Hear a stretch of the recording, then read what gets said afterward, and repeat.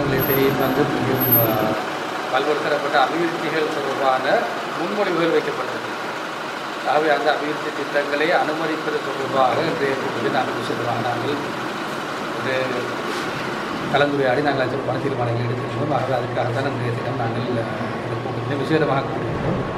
எதுவாறாயினும் தேர்தல் விதிமுறைகள் இந்த நாட்டில் தற்பொழுது அமுலில் இருப்பதனால் நாங்கள் இதனை ஒரு ஒட்டுமொத்தமாக மாவட்ட ஒருங்கமைப்பு குழு கூட்டமாக நாங்கள் நடாத்தவில்லை. குறிப்பாக நாங்கள் இந்த அபிவிருத்தி திட்டங்கள் தொடர்பாகவும் அந்த விடயங்கள் தொடர்பாக அதன் எவ்வாறு நாங்கள் அந்த திட்டங்களை அனுமதிப்பது என்கின்ற விடயங்கள் தொடர்பாகவும் ஒரு ஆக்கப்பூர்வமான கலந்துரையாடலை மேற்கொண்டு மகாராஜாத்தை நாங்கள் இங்கு கொண்டு வந்திருக்கின்ற நாங்கள் மிகவும் வெற்றிகரமாக கடந்த பாராளுமன்ற தேர்தலில் மட்டக்களப்பு மாவட்டம் மட்டும்தான் தேசிய மக்கள் சக்தியின் ஒரு வெற்றிடமாக காணப்பட்டது. இடம்பெறல உள்ளூராட்சி தேர்தலில் உங்களுக்கு கட்சியின் வெற்றி வாய்ப்புகளை பாருங்கள். நிச்சயமாக ஒரு பாரிய அதிகரிப்பு இருக்கின்றது. குறிப்பாக மக்கள் அரசாங்கம் தொடர்பான மிகவும் ஒரு பாரிய நம்பிக்கையை முன்வைக்கின்றார்கள். ஆகவே இந்த அடிப்படையில் நாங்கள் நம்புகின்றோம். கடந்த பாராளுமன்ற தேர்தலையும் கூட நிச்சயமாக உள்ளூராட்சி சபை தேர்தலில் நாங்கள் பாரிய வெற்றியை நாங்கள் இருக்கக்கூடிய சந்தர்ப்பங்கள் இருக்கிறோம். அது மாத்திரமல்ல, எதிர்வரும் நாட்களில் நாட்டின் அதிபதி ஜனாதிபதி அமித்குமார் சனகத்தோடு அவர்கள்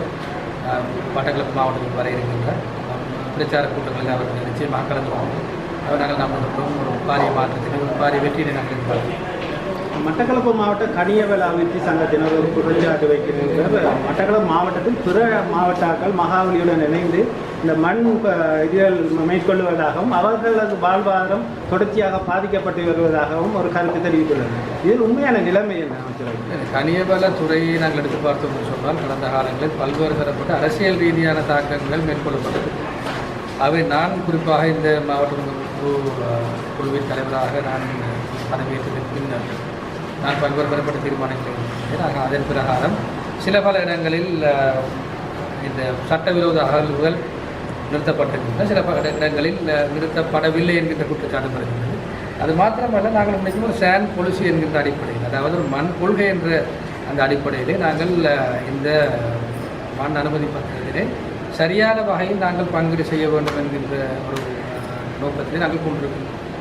ஆகவே அதை தொடர்பான சுற்றுச்சூழல் ஆய்வறிக்கையாக இருக்கலாம், மகாவலி திணைக்களத்தின் அந்த அவர்களது அந்த அனுமதியாக இருக்கலாம், அது மாத்திரமல்ல நீர்ப்பாசனத்துறை தொடர்பான அவர்களது அந்த அனுமதியாக இருக்கலாம், அது மாத்திரமல்ல நாங்கள் வனையிலாக இருக்கலாம், பல்வேறு தரப்பட்ட துறைகளை நாங்கள் ஒன்றுபடுத்தி ஜிஎஸ்எம்பி போன்ற அந்த அமைப்பினையும் ஒன்றுபடுத்திக்கொண்டு நாங்கள் சரியான வகையில் ஒரு வெளிப்படைத்தன்மையான ஒரு விடயத்தை நாங்கள் செய்ய வேண்டும் என்கின்ற நோக்கம் எங்களுக்கு இருக்கின்றன. ஆனாலும் ஆங்காங்கே ஒரு சில முறைகேடுகள் இடம்பெறுவதாகவும் எங்களுக்கு முறைப்பாடுகள் வந்த வண்ணம் இருக்குது. ஆகவே நாங்கள் ஒன்றை நாங்கள் புரிந்து கொள்ள வேண்டும். கடந்த 76 வருடங்கள் ஒரு சீர்குலைவிற்கு உட்படுத்தப்பட்ட நாட்டினை தான் நாங்களும் பொறுப்பெடுத்திருக்கிறோம். அது மாத்திரமல்ல, ஒரு மாவட்ட ஒருங்கமைப்பு குழுவின் தலைவர் என்ற ரீதியில் முதன்முறையாக மண் துறையுடன் சம்பந்தப்படாத ஒரு நபர் 2 மாவட்டத்தில் இன்று தான் தலைமை பொறுப்பில் நான் இருக்கிறேன். ஆகவே இந்த அடிப்படையில் நாங்கள் ஒன்றை நாங்கள் புரிந்து கொள்ள கூட எங்களுக்கு எந்த விதத்திலும் உங்களுக்கு தனிப்பட்ட ரீதியான லாபமோ தனிப்பட்ட ரீதியான ஒரு வியாபாரம் தொடர்பான எந்த விதமான நாட்டம் இல்லை. நாங்கள் இந்த துறையினை சரியான வகையிலே பாதுகாத்து சரியான வகையிலே இந்த துறையிலே ஈடுபடுபவர்களுக்கான அந்த பாதுகாப்பினை வழங்க வேண்டும். அதே விதத்தில் சுற்றுச்சூழல் சம்பந்தப்பட்ட பிரச்சனைகள் இருக்கும் என்று சொன்னால் அதற்கு நாங்கள் சரியான வகையில் தீர்வினை வழங்க வேண்டும். இது எவ்வாறாய் சட்ட விரோத மண் அகழ்விற்கு எதிராக நாங்கள் நிபந்தனையின்றி நாங்கள் குரல் கொடுக்க நாங்கள் கடமைப்பட்டிருக்கிறோம்.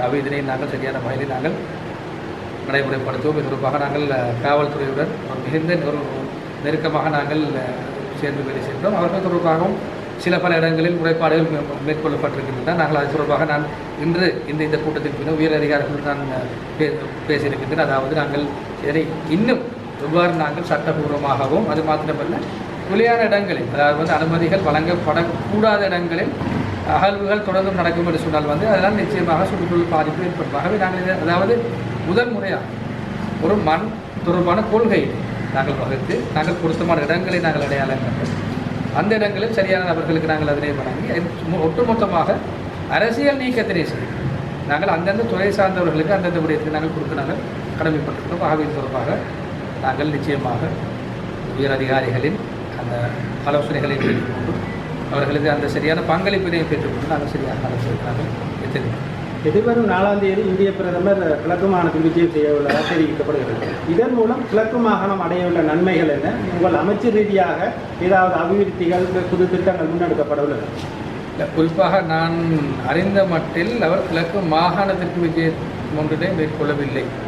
அதாவது இனி எப்படி அது மாறும்னு சொல்லி தெரியாது. நாங்கள் அறிந்த மட்டில் வந்து அவரது அந்த விஜயம் சில இடங்களுக்கு மாத்திரம் மட்டுப்படுத்தப்பட்டிருக்கும். ஆனால் கிழக்கு மாகாணம் தொடர்பான விடயங்கள் பேசப்படும். குறிப்பாக இந்த சமூக தெரியும் சூரிய சக்தி மின் ஆலை வந்த தொடர்பான அறிக்கை தொடர்பான இந்த ஆரம்ப கட்ட நகர்வுகளுக்கான அந்த அனுமதியினை அரசாங்கம் வழங்கியிருக்கிறது. ஆகவே இதில் உதவி பேச்சு கூட்டு ஒரு முயற்சியாக இது அமைய இருக்கின்றது. குறிப்பாக நாங்கள் என்னுடைய கூறியாக வேண்டும், இப்போ சமூக நலன் மின்னிலையத்திற்கு எதிர்ப்பு தெரிவித்தவர்களில் பிரதானமான நபர்களில் நானும் ஒருவர் என்ற ரீதியிலே நான் இன்றைக்கு சந்தோஷப்படுறேன் என்று சொன்னால் வந்து அந்த அனல் மின் நிலைய திட்டம் இல்லாமல் சுற்றுச்சூழலுக்கு வந்து சரியான வகையில், அதாவது வந்து சரியான வகையில் சுற்றுச்சூழலுக்கு பாதிப்பு ஏற்படுத்தாத வகையில் வந்து சூரிய சக்தி ஆலை வாரது வந்து சந்தோஷமான விஷயம்.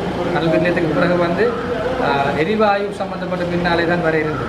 லிக்விட் எல்என்ஜின்னு சொல்லி திரவ எரிவாயு சம்மந்தப்பட்ட எல்என்ஜி ஆலை தான் வர இருந்தது. இப்போ அதுவும் இல்லாமல் ஒரு சோலார் ஆலை வாரது வந்து இன்றைக்கும் நாங்கள் நம்புகிறோம் இலங்கையில் வந்து மின்சார தேவையினை பூர்த்தி செய்யக்கூடியதாக இருக்கும். அது மாத்திரமல்ல ஒரு இந்தியாவிடையும் இலங்கையிடையும் வந்து கூட்டு ஒரு ஒப்பந்தமாக இது கூறுவது நான் அது மாத்திரமே எங்களுக்கு தெரியும். கடந்த காலங்களில் வந்து இந்திய அரசின் ஒரு பாரிய உதவியுடன் கிழக்கு மாகாணத்தில் பல்வேறு தரப்பட்ட அபிவிருத்தி செயற்பாடுகள் இடம்பெற இருப்பதாகவும் நாங்கள் உங்களுக்கு வந்து நாங்கள் அறியப்படுத்தியிருந்தோம். குறிப்பாக வந்து ஜனாதிபதி அவர்கள் கூட பாராளுமன்றத்தில் தொடர்பாக பேசியிருந்தார். ஆகவே நாங்கள் இவ்வாறான திட்டங்கள் இருக்கின்றன.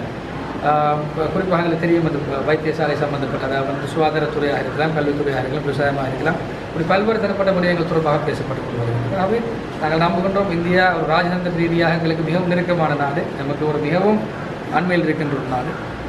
நாங்கள் குறிப்பாக எங்களுக்கு தெரியும் ஒரு விடயத்தை நான் கூறிக்கொள்ள விரும்புகின்றேன்.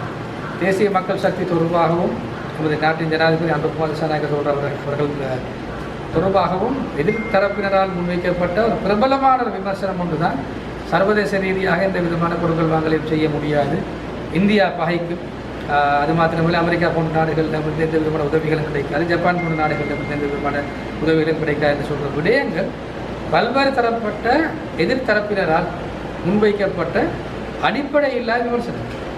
ஆனால் இன்று ஒரு மிகவும் குறுகிய காலத்தில் நாங்கள் சர்வதேசத்தில் குறிப்பாக இந்தியா உட்பட, இந்தியாவாக இருக்கலாம், அமெரிக்காவாக இருக்கலாம், சீனாவாக இருக்கலாம், ஜப்பானாக இருக்கலாம், அப்படி பல்வேறு தரப்பட்ட நாடுகளின் அனுசரணையும் பெற்றுக்கொண்டு ராஜதந்திர ரீதியாக நாங்கள் இன்றோடு மிகவும் ஒரு சக்தி வாய்ந்த நாடாக இன்று நாங்கள் உருவெடுத்து வருகின்றோம். குறிப்பாக இந்த வங்குரோத்தின் நிலையிலிருந்து நாங்கள் மீண்டு வருகின்ற இந்த வேளையில் இது ஒரு மிகவும் முக்கியமான ஒரு சந்தியாகத்தான் நாங்கள் பார்க்கின்றோம். குறிப்பாக இந்த ஒட்டுமொத்தமாக நாங்கள் வங்குரோத்து நிலையிலிருந்து நாங்கள் மீள்கின்றோம். இன்னும் ஒரு புறத்தில் நமது சர்வதேச தொடர்பாடுகள் மிகவும் ஒரு சிறப்பாக போடப்பட்டு கொண்டு வருகின்றது. ஆகவே இந்த அடிப்படையில் நாங்கள் நம்புகின்றோம் இந்த அரசாங்கம் பாரிய ரீதியில் இந்த நம்பிக்கையினை சம்பாதித்துக் கொண்டு சர்வதேச தரத்தில் உதவியுடன் நாங்கள் பல்வேறு தரப்பட்ட விடயங்களை செய்வதற்கான அந்த உந்து சக்திகளாக இன்று பல்வேறு தரப்பட்ட அமைப்புகள், பல்வேறு தரப்பட்ட நாடுகள், பல்வேறு தரப்பட்ட நபர்கள் இருக்கின்றார்கள். ஆகவே நாங்கள் இன்று ஒரு பாரிய வெற்றியாக பார்க்கின்றோம். அந்த வெற்றியின் ஒரு முதற்கட்டமாக எமது ஜனாதிபதியாக அனுர்குமார் திசாநாயக்க அவர்கள் பதவியேற்றதன் பின்னர்